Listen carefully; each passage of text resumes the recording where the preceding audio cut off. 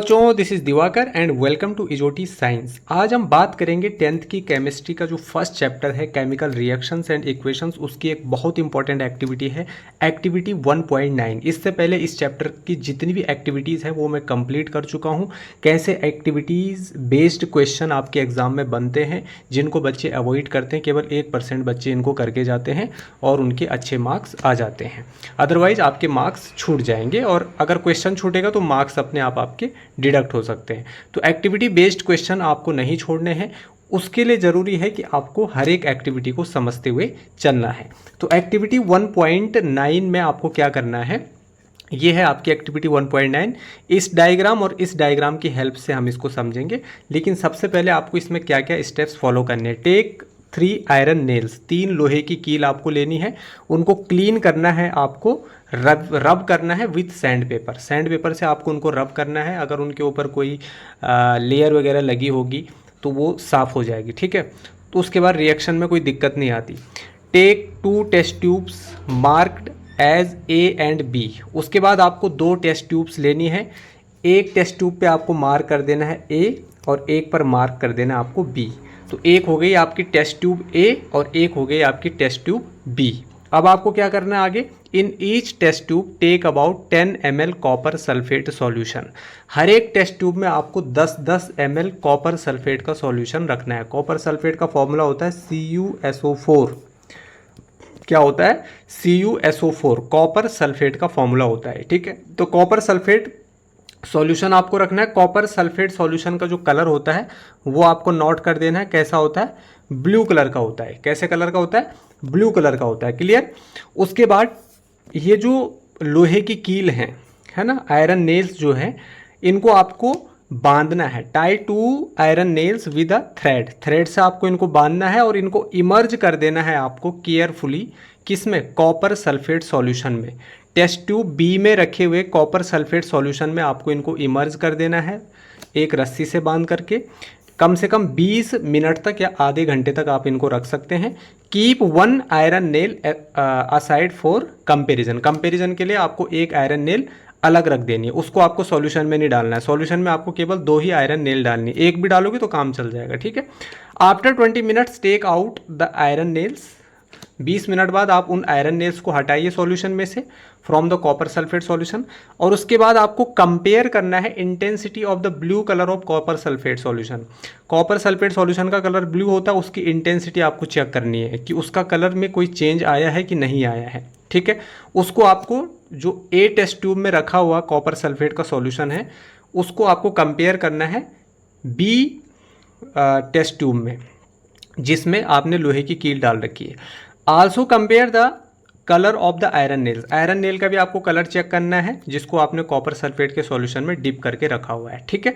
किसके साथ कंपेयर करना है? जिस लोहे की कील को आपने एक साइड में रखा हुआ था, जिसको सॉल्यूशन में नहीं रखा हुआ था, उससे आपको कंपेयर करना है उन आयरन नेल्स के साथ जो आपकी किस में रखी हुई है? कॉपर सल्फेट सॉल्यूशन में रखी हुई है, ठीक है। तो ये है आपका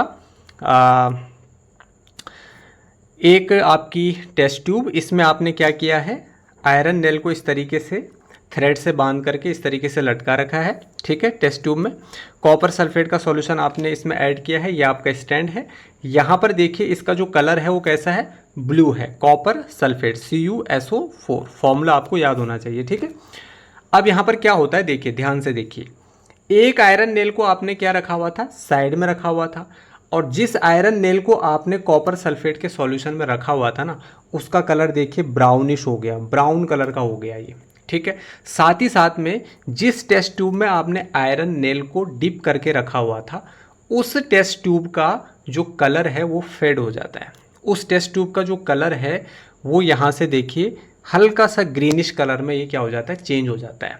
क्यों चेंज हो जाता है? इस पे क्वेश्चन आता है, ठीक है। देखो पहले ब्लू कलर का था, अब ये ऐसे कलर का हो गया, ग्रीनिश कलर का हो गया। Reaction mixture test tube B, ठीक है ना। तो टेस्ट ट्यूब बी में देखिए, आप ध्यान से देखिए, जिसमें आपने आयरन नेल को रखा हुआ था उसमें से कलर चेंज हो गया है। और कैसे कलर का हो गया है? ये ग्रीनिश कलर का हो गया है, ठीक है। अब यहाँ पर रिएक्शन कैसे होती है इसको भी हम डिस्कस करेंगे, लेकिन पहले यहाँ पर एक चीज़ और समझ लीजिए। आयरन नेल जो है उस पर एक लेयर चढ़ जाती है, एक कोटिंग आ जाती है इसके ऊपर, ठीक है। रेड ब्राउन कलर की आप देख सकते हैं यहाँ पर एक क्या आ गई, इसके ऊपर लेयर आ गई। ये लेयर क्यों आई, ये कॉपर मेटल की लेयर इसके ऊपर चढ़ जाती है क्योंकि इसमें कॉपर सल्फेट का सॉल्यूशन होता है। तो जब इसको कॉपर सल्फेट के सॉल्यूशन में हम डिप करते हैं तो कॉपर की जो लेयर है वो इस आयरन नील के ऊपर क्या हो जाती है, चढ़ जाती है। इसीलिए इसका जो कलर है वो कैसा हो गया, रेड ब्राउनिश कलर का ये आपको विजिबल हो रहा होगा। ठीक है, क्लियर हो गया इतना। अब यहाँ पर रिएक्शन देखिए, रिएक्शन में क्या है कि जो आयरन है, आयरन का फॉर्मूला क्या होता है, Fe होता है। इसको हमने कॉपर सल्फेट के सॉल्यूशन में डाला, मतलब लोहे की कील को हमने डिप किया उसमें, तो क्या बना आपका आयरन सल्फेट, या इसको फेरस सल्फेट कहते हैं। ठीक है, फेरस सल्फेट। ठीक है, फेरस सल्फेट या आयरन सल्फेट, जो भी आपको सही लगे। तो FeSO4 में आपने यहाँ पर ऐसा क्यों हुआ, देखिए यहाँ पर जो आयरन होता है ना, iron is more reactive than copper. Reactivity series मैंने आपको बताई थी। तो आयरन जो होता है वो कॉपर से ज़्यादा रिएक्टिव होता है और ये कॉपर को यहाँ से डिस्प्लेस कर देता है, कॉपर सल्फेट सॉल्यूशन से डिस्प्लेस कर देता है और आयरन कॉपर की जगह में चला जाता है, आयरन सल्फेट बन जाता है और कॉपर मेटल आपकी साइड हो जाती है, बाहर हो जाती है। क्लियर हो गया। तो यहाँ पर आयरन सल्फेट बन जाता है जिसका कलर कैसा होता है, ग्रीनिश सॉल्यूशन होता है। आयरन सल्फेट का कलर कैसा होता है, ग्रीन कलर का होता है। इस बात को आपको याद रखना। और इसका कलर कैसा था, ब्लू कलर था। क्लियर है। यहाँ पर क्या लिखा है, why does the iron nail become brownish in colour. जो आयरन नेल है ना, इस एक्टिविटी में जो आयरन नेल है ना वो ब्राउनिश कलर की क्यों हो गई, क्यों हो गई वो ब्राउनिश कलर की, क्योंकि उसके ऊपर कॉपर मेटल की लेयर चढ़ जाती है, क्योंकि उसको आपने कॉपर सल्फेट के सॉल्यूशन में डिप करके रखा हुआ था। ठीक है।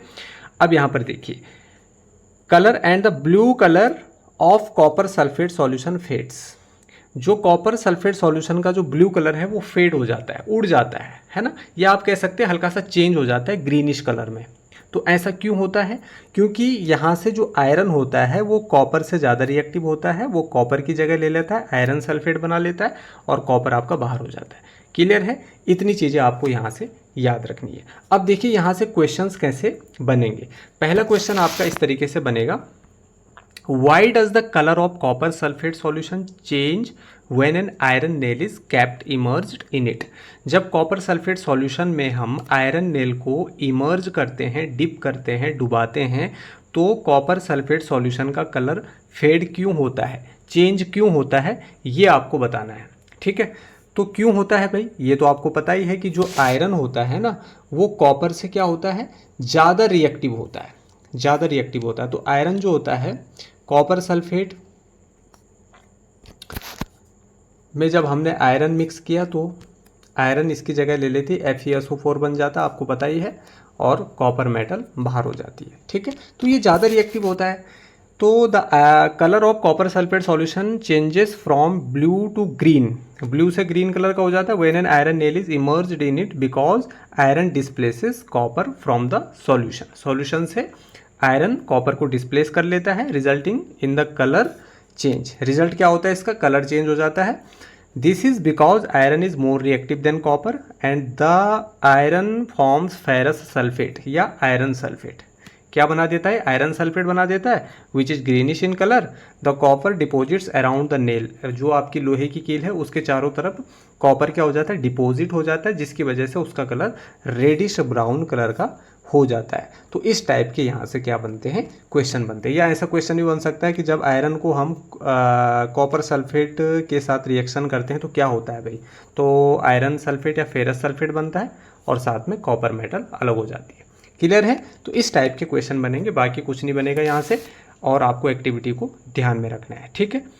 तो इस चैप्टर को मैं वन शॉट में ऑलरेडी कंप्लीट भी कर चुका हूँ। Chemical reaction and equations, acid base salts, ये सारे चैप्टर्स कंप्लीट हो चुके हैं। बायो के 5 चैप्टर्स कंप्लीट हो चुके हैं। सबकी लिंक आपको डिस्क्रिप्शन में मिल जाएगी। ठीक है। मिलते हैं एक नए और फ्रेश टॉपिक के साथ। Thanks for watching.